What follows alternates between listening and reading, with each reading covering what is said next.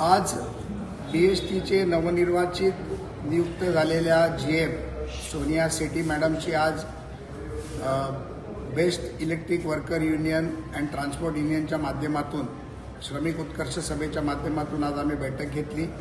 या बैठकीमध्ये अनेक विषयावरती आम्ही चर्चा केली। नवनियुक्त GMचं आम्ही मनापासून स्वागत देखील केलं आणि त्यांचा देखील अप्रोच कामगारांच्या दृष्टीने अतिशय पॉझिटिव्ह होता। आज अतिशय महत्त्वाचा विषय होता की 10 तारखेला कामगारांचा पगार दिवाळीच्या निमित्त झाला पाहिजे आणि मॅडमनी अतिशय चांगला निर्णय घेतला की दर महिन्याच्या 10 तारखेला हा पगार होईल याची त्यांनी खात्री आम्हाला दिली। तसंच म्युनिसिपालिटीच्या कर्मचाऱ्यांना महापालिका कर्मचाऱ्यांना ज्या पद्धतीत बोनस मिळतो तो बोनस हा आम्हाला मिळाला पाहिजे ही देखील मागणी त्यांनी मान्य केली आणि तसं तात्काळ पत्र देखील त्यांनी महापालिका आयुक्तांना दिलं, ज्यासाठी मी आज आयुक्तांची बैठक देखील घेणार आहे।